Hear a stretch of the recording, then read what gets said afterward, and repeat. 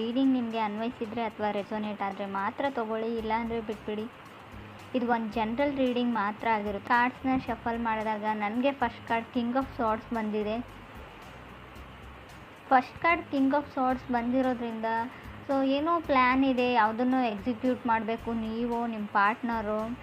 So ಲಾಯರ್ಸ್ನ consult ಮಾಡ್ತಿರೋ, so big deal ಅಂತ ಹೇಳ್ಬೋದು. ಯಾವುದಾದ್ರೂ ನಿಮ್ಮದು ಕೋರ್ಟ್ ಅಥವಾ ಕಚೇರಿಗೆ ಸಂಬಂಧಪಟ್ಟಿದ್ದ ಕೆಲಸ ಆಗಿರ್ಬೋದು. But king of swords first card ಬಂದಿರೋದ್ರಿಂದ ಮೇ ಬಿ ಮ್ಯಾಟರು ನಿಮ್ಮ ಯಂಗರ್ ಸಿಬ್ಲಿಂಗ್ಸ್ದಿರ್ಬೋದು, ಅಥವಾ ಎನ್ವೈರ್ಮೆಂಟಿಗೆ ನಿಮ್ಮನ್ನು ನೀವು ಅಡಾಪ್ಟ್ ಮಾಡ್ಕೊಳ್ದಿರ್ಬೋದು.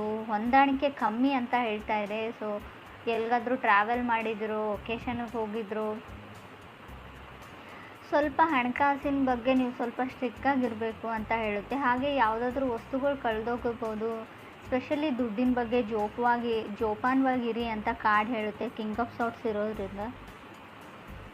ನೀವು ಅಥವಾ ನಿಮ್ಮ ಪಾರ್ಟ್ನರ್ ಇಬ್ಬರಲ್ಲಿ ಯಾರ್ದಾದ್ರೂ ವಸ್ತು ಕಳೆದೋಗುವಂಥ ಚಾನ್ಸಸ್ ಇದೆ, ಅಥವಾ ಆಲ್ರೆಡಿ ಕಳೆದೋಗಿದೆ, ಸಿಗ್ತಾ ಇಲ್ಲ ಅಂತ ಕೂಡ ಹೇಳ್ಬೋದು ರೀಡಿಂಗ್ ಪ್ರಕಾರ. ಸೆಕೆಂಡ್ ಕಾರ್ಡ್ ನನಗೆ 2 ಆಫ್ ಪೆಂಟಿಕಲ್ಸ್ ಬಂದಿದೆ. ಸೊ ಕೆಲವರು ಮನಿನ ಇನ್ವೆಸ್ಟ್ ಮಾಡ್ತಾ ಇದ್ದೀರಾ, ಹಣನ ಬಿಸ್ನೆಸ್ ಪಾರ್ಟ್ನರ್ಶಿಪ್ಪಲ್ಲಿ ಬಿಸ್ನೆಸ್ ಮಾಡ್ತಾ ಇದ್ದೀರಾ. ಸೊ ಮೇ ಬಿ ಕೆಲವ್ರಿಗೆ ಲಾಸ್ ಆಗ್ಬೋದು ಅಂತಲೇ ನಾನು ಹೇಳ್ತೀನಿ. ನಿಮ್ಮ ಪಾರ್ಟ್ನರ್ ನಿಮ್ಗೆ ಹೇಳ್ಬೋದು, ಬ್ಯಾಡ್ ನ್ಯೂಸ್ ಅಂತ ಹೇಳ್ಬೋದು, ಬಟ್ ಅವ್ರು ಸಾರಿ ಅಂತ ಹೇಳ್ಬೋದು.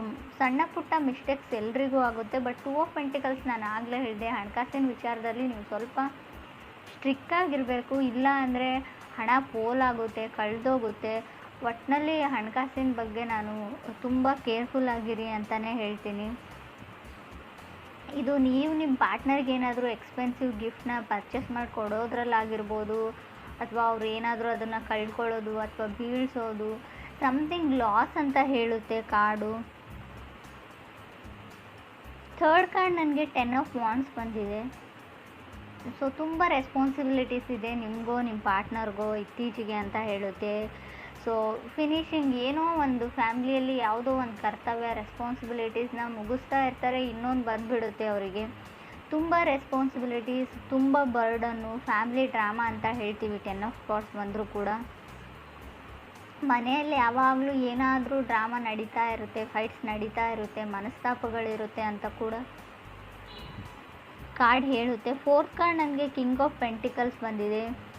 So may be king of pentacles ಇರೋದ್ರಿಂದ ಎಷ್ಟೇ ರೆಸ್ಪಾನ್ಸಿಬಿಲಿಟೀಸ್ ಇರಿ, ಲೈಫಲ್ಲಿ ಏನೇ ಆಗಿರಲಿ, ನಿಮ್ಮ ಪಾರ್ಟ್ನರ್ ಮೋಸ ಮಾಡಲಿ ಅಥವಾ ಏನೇ ಆಗಿರಲಿ, ನಿಮ್ಮ ಲೈಫ್ನ ನೀವು ಎಂಜಾಯ್ ಮಾಡೋದನ್ನು ಮರಿಬೇಡಿ ಅಂತ ಕಿಂಗ್ ಆಫ್ ಪೆಂಟಿಕಲ್ಸ್ ಹೇಳ್ತಾ ಇದೆ. ಕಿಂಗ್ ಆಫ್ ಪೆಂಟಿಕಲ್ಸ್ ನಿಮ್ಮ ತಂದೆ ಸ್ಥಾನದಲ್ಲಿರೋ ವ್ಯಕ್ತಿ ಆಗಿರ್ಬೋದು. ಈ ರೀಡಿಂಗಲ್ಲಿ ನೀವಾಗಿಲ್ಲ ಅಂತ ಹೇಳ್ತೀನಿ. ಮೇ ಬಿ ತುಂಬ ಜವಾಬ್ದಾರಿ ಇದೆ ನಿಮ್ಮ ತಂದೆಗೋ ನಿಮಗೋ, ಮನೇನ ನಿಭಾಯಿಸ್ಕೊಂಡು ಹೋಗ್ತಾ ಇದ್ದೀರಾ ಅಂತ ಹೇಳ್ಬೋದು. ಫಿಫ್ತ್ ಕಾರ್ಡ್ ಜಡ್ಜ್ಮೆಂಟ್ ಕಾರ್ಡ್ ಬಂದಿದೆ. ಸೊ ಯಾರಾದರೂ ನೀವು ಡಿವೋರ್ಸ್ಗೆ ಅಪ್ಲೈ ಮಾಡಿದರೆ, ಡಿವೋರ್ಸ್ ತೊಗೊಳ್ಬೇಕು ಅಂತ ಅಂದ್ಕೊಂಡಿದ್ರೆ, ಸೊ ನಿಮಗೆ ಡಿವೋರ್ಸ್ ಸಿಗುತ್ತೆ ಅಂತ ಜಡ್ಜ್ಮೆಂಟ್ ಕಾರ್ಡ್ ಹೇಳ್ತಾ ಇದೆ. ಸೊ ಏನಾದರೂ ಮಾಡಬೇಕು, ಟೈಮ್ ಟು ಟೇಕ್ ಆ್ಯಕ್ಷನ್ ಅಂತ ಹೇಳುತ್ತೆ card judgement card. Do or die ಆಗಿರಲಿ, ಏನೇ ಆಗಿರಲಿ, ಎಷ್ಟೇ ರಿಸ್ಕ್ ಇರಲಿ, ಒಟ್ಟಿನಲ್ಲಿ ರಿಸ್ಕ್ನ ತೊಗೊಳ್ತೀನಿ ಅನ್ನೋ ಗಟ್ಟಿ ನಿರ್ಧಾರನ ಮಾಡಿದ್ದೀರಾ ನೀವೋ ನಿಮ್ಮ ಪಾರ್ಟ್ನರು. 6 ಕಾರ್ಡ್ ನನಗೆ 2 ಆಫ್ ಕಪ್ಸ್ ಬಂದಿದೆ. 2 ಆಫ್ ಕಪ್ಸ್ ನಾವು ಕೆಲವೊಮ್ಮೆ ಲವರ್ಸ್ ಕಾರ್ಡ್ ಅಂತ ಕನ್ಸಿಡರ್ ಮಾಡ್ತೀವಿ. ಸೊ ನಿಮ್ಮ ಲೈಫಲ್ಲಿ ಹೊಸ ಪರ್ಸನ್ನ ಎಂಟ್ರಿ ಆಗಿದೆ. ಸೊ ತುಂಬ ಬೇಬಿ ಸ್ಟೆಪ್ಸ್ ಸ್ಟಾರ್ಟಿಂಗ್ ಇದೆ, ಫಾಲಿಂಗ್ ಇನ್ ಲವ್ ಅಂತ ಹೇಳ್ತೀವಿ. ಸೊ ತುಂಬ ಕಲಿತಾ ಇದ್ದೀರಾ, ನೀವು ನಿಮ್ಮ ಪಾರ್ಟ್ನರಿಂದ ಕಲಿತಾ ಇದ್ದಾರೆ, ನಿಮ್ಮ ಪಾರ್ಟ್ನರ್ ನಿಮ್ಮಿಂದ ಕಲಿತಾ ಇದ್ದಾರೆ, ಅಂಡರ್ಸ್ಟ್ಯಾಂಡಿಂಗ್ ಇದೆ. ಸೊ ತುಂಬ ಕ್ಯೂಟ್ ಆಗಿರೋ ಲವ್ ಸ್ಟೋರಿ ಅಂತ ಹೇಳ್ಬೋದು 2 ಆಫ್ ಕಪ್ಸ್ ಇರೋದ್ರಿಂದ. 7th ಕಾರ್ಡ್ ನನಗೆ ಪೇಜ್ ಆಫ್ ಪೆಂಟಿಕಲ್ಸ್ ಬಂದಿದೆ.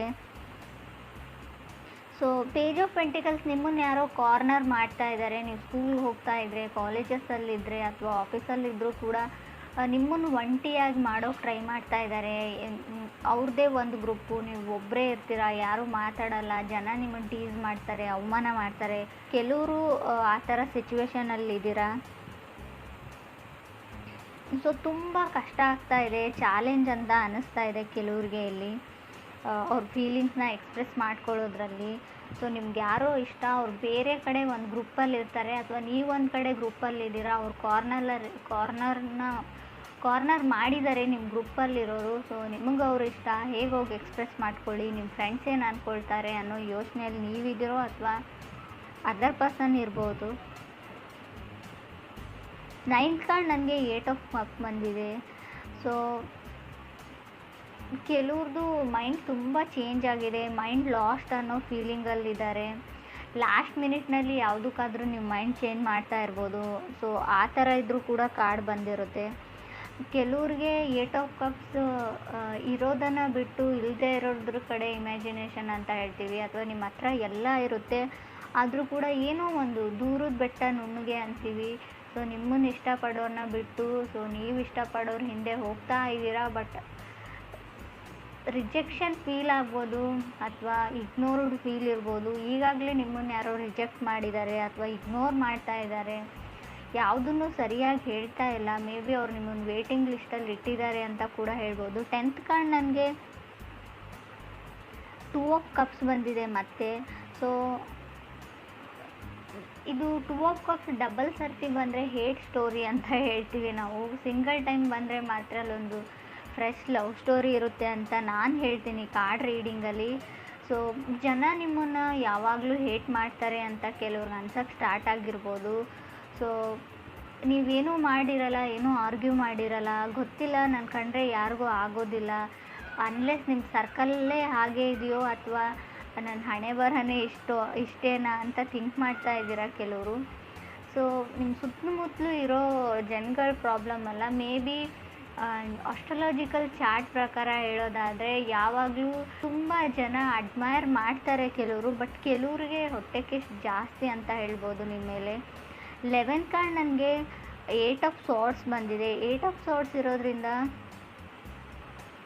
ಸೊ ಗೋಯಿಂಗ್ ವಿತ್ ಕರ್ಮ ಅಂತ ಹೇಳ್ತೀವಿ ಇದಕ್ಕೆ ನಾವು. ಸೊ ಏನು ಡಿಸೈಡ್ ಆಗಿರುತ್ತೆ ಅದೇ ನಡೆಯುತ್ತೆ, ತುಂಬ ಯೋಚನೆ ಮಾಡಬೇಡಿ. ಸೊ ಏನೇ ಒಂದು ಕೆಲಸ ಇರಲಿ ಆನ್ ಟೈಮಲ್ಲಿ ಫಿನಿಷ್ ಮಾಡೋಕ್ಕೆ ಟ್ರೈ ಮಾಡಿ. ತುಂಬ ಇನ್ಫ್ಯಾಕ್ಚುಯೇಷನ್ನಲ್ಲಿ ಸೊ ಓದೋದನ್ನ ಹಾಳು ಮಾಡ್ಕೊಳ್ತಾ ಇದ್ದೀರಾ ಕೆಲವರು. ಸೊ ಏನು ಕೆಲಸದ ಕಡೆ ಗಮನ ಕೊಡೋಕ್ಕಾಗ್ತಾ ಇಲ್ಲ ಕೆಲವ್ರಿಗೆ. ಯಾರ ಮೇಲೂ ಹೆವಿ ಲವ್ ಆಗಿದೆ, ನಿಮಗೆ ಅದರ್ ಪರ್ಸನ್ ಮೇಲೆ ಆಗಿದೆಯೋ ಅದರ್ ಪರ್ಸನ್ಗೆ ನಿಮ್ಮ ಮೇಲೆ ಆಗಿದೆಯೋ, ಯಾವಾಗಲೂ ಅವ್ರ ಬಗ್ಗೆನೇ ಯೋಚನೆ ಮಾಡ್ತೀರಾ ನೀವು. ನಿದ್ದೆ ಕೂಡ ಸರಿಯಾಗಿ ಮಾಡ್ತಾ ಇಲ್ಲ ಅಂತ ಕಾರ್ಡ್ ಹೇಳ್ತಾ ಇದೆ. ಅಥವಾ ನಿಮಗೆ ಯಾವುದಾದ್ರೂ ಗ್ಯಾಸ್ ಪ್ರಾಬ್ಲಮ್ ಇರ್ಬೋದು, ಗ್ಯಾಸ್ಟ್ರಿಕ್ ಪ್ರಾಬ್ಲಮ್. ಸೊ ಕೆಲವರು ಇತ್ತೀಚೆಗೆ ಯೋಗ ಪ್ರಾಕ್ಟೀಸ್ ಮಾಡ್ತಾ ಇದ್ದೀರಾ ಅಂತ ಕೂಡ ನನಗೆ ಅನ್ನಿಸ್ತಾ ಇದೆ.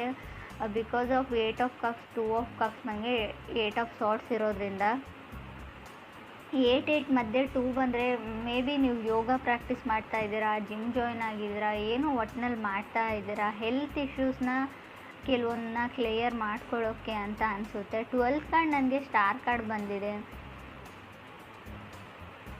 12th ಸ್ಟಾರ್ ಕಾರ್ಡ್ ಬಂದರೆ ಹೋಪ್ ಇದೆ ಅಂತ ಹೇಳ್ಬೋದು. ನೀವು ಯಾವುದಕ್ಕಾದ್ರೂ ವೇಟ್ ಮಾಡ್ತಾ ಇದ್ದರೆ ಖಂಡಿತ ಹೋಪ್ನ ಇಟ್ಕೊಳ್ಬೋದು. ಅದಾಗುತ್ತೋ ಇಲ್ವೋ ಅಂತ ಹೇಳೋದಾದರೆ ಹೋಪ್ ಹೇಳ್ತೀನಿ ನಾನು. ಸೊ ಟೈಮ್ ತೊಗೊಳ್ಬೋದು, ಖಂಡಿತವಾಗ್ಲೂ ಅದಾಗೋದಿಲ್ಲ ಅಂತ ಹೇಳಲ್ಲ, ಆಗುತ್ತೆ. ಬಟ್ ಅಷ್ಟೊಂದು ಟೈಮ್ ನೀವು ಇನ್ವೆಸ್ಟ್ ಮಾಡೋಕ್ಕೆ ರೆಡಿ ಇದ್ದರೆ ಓಕೆ, ಅವ್ರಿಗೋಸ್ಕರ ಕಾಯ್ತೀನಿ ಅಂದರೆ ಓಕೆ. ಬಟ್ ತುಂಬ ಚಾಲೆಂಜಸ್ ಬರುತ್ತೆ ಲಾಸ್ಟಲ್ಲಿ ಸ್ಟಾರ್ ಕಾರ್ಡ್ ಬಂದರೆ, ತುಂಬ ಚಾಲೆಂಜಸ್. ಸೊ ನೀವು ಅಂದ್ಕೊಂಡೇ ಇರಲ್ಲ ಇಷ್ಟೊಂದು ಚಾಲೆಂಜಸ್ನ ಫೇಸ್ ಮಾಡಬೇಕಾಗುತ್ತೆ ಅಂತ. ಸೊ ಇಡೀ ಲೈಫ್ ಲಾಂಗ್ ಕೂಡ ಕೆಲವರು ತಗಲ್ಬೋದು ಅಂತ ಕೂಡ ಕಾರ್ಡ್ ಹೇಳುತ್ತೆ. ಸೊ ಕೆಲವ್ರದ್ದು ಗೇನ್ಸ್ ಎಲ್ಲ ಮಲ್ಟಿಪ್ಲೈ ಆದರೂ ಕೂಡ ಹಣ ಲಾಸ್ ಆಗೋ ಚಾನ್ಸಸ್ ಇದೆ. ಸೊ ಕೆಲವರು ಫೀಲ್ ಗುಡ್ಡಲ್ಲಿ ಇದ್ದೀರಾ ಅಂತ ಹೇಳ್ಬೋದು. But king of sorts first card ಆಗಿರೋದ್ರಿಂದ ನಾನು ಆಗಲೇ ಹೇಳಿದೆ 10 ಆಫ್ ವಾಂಡ್ಸ್ ಕೂಡ ಇದೆ ನಿಮಗೆ ಕಾರ್ಡು. 3rdಲ್ಲಿ 10 ಆಫ್ ವಾಂಡ್ಸ್, ಫಸ್ಟಲ್ಲಿ ಕಿಂಗ್ ಆಫ್ ಸಾರ್ಟ್ಸ್ ಇರೋದ್ರಿಂದ ಫೀಲ್ ಗುಡ್ ಇರ್ತೀರಾ. ಬಟ್ ಫ್ಯಾಮ್ಲಿ ಟೆಸ್ಟ್ ಅಂತ ಹೇಳ್ಬೋದು.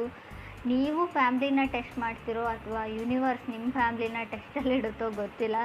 ಸ್ವಲ್ಪ ಚಾಲೆಂಜಸ್ ಬರ್ಬೋದು, ಎಲ್ಲನೂ ನಿಭಾಯಿಸ್ಕೊಂಡು ಹೋದರೆ ಖಂಡಿತವಾಗ್ಲೂ. ಸೊ ಎನಿಮೀಸ್ ಜಾಸ್ತಿ ಆಗ್ತಾರೆ ಅಂತ ಹೇಳ್ತೀನಿ ನಾನು. ಸ್ಕೂಲ್ ರಿಲೇಟೆಡ್ ಸ್ಟೆಪ್ಪಲ್ಲಿ ಕೆಲವ್ರದ್ದು ಪ್ರಾಕ್ಟಿಕಲ್ ಎಕ್ಸಾಮ್ಸ್ ಇರ್ಬೋದು ಅಂತ ಅಂದ್ಕೊಳ್ತೀನಿ. ಕೆಲವರು ಕ್ರೇಜಿ ಇನ್ ಲವ್ವಲ್ಲಿ ಇದ್ದೀರಾ ಅಂತ ಹೇಳ್ಬೋದು. ಸೊ ಕೆಲವ್ರಿಗೆ ನೋಬಡಿ ಕ್ರಾಸ್ ಮೀ ಅನ್ನೋ ಲೆವೆಲಲ್ಲಿದ್ದೀರಾ. ಕಿಂಗ್ ಆಫ್ ಸಾರ್ಟ್ಸ್ ಅಂದರೆ ಒಂದು ಈಗೋ ಇರುತ್ತೆ, ಸಣ್ಣ ಮಟ್ಟದ ಈಗೋ. ನನಗೆಲ್ಲ ಗೊತ್ತು, ನನ್ನನ್ನು ಯಾರೂ ಕ್ರಾಸ್ ಮಾಡಿ ಹೋಗೋಕ್ಕಾಗಲ್ಲ, ನನ್ನ ಕಡೆ ಯಾರೂ ಬೆರಳು ಮಾಡಿ ತೋರಿಸಲ್ಲ.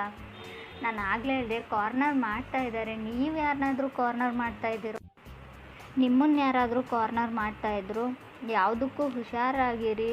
ಸೊ ಎನಿಮೀಸ್ ಜಾಸ್ತಿ ಆಗ್ತಾರೆ. ಸೊ ನಿಮ್ಮ ಫೀಲಿಂಗ್ಸ್ನ ಕಂಟ್ರೋಲ್ ಮಾಡ್ಕೊಳ್ಳಿ. ಕೋಪ ಬಂತು ಅಂತ ಅದನ್ನು ಯಾರ ಮೇಲೂ ತೋರಿಸ್ಬೇಡಿ, ಕಂಟ್ರೋಲ್ಡ್ ಆಗಿರಿ.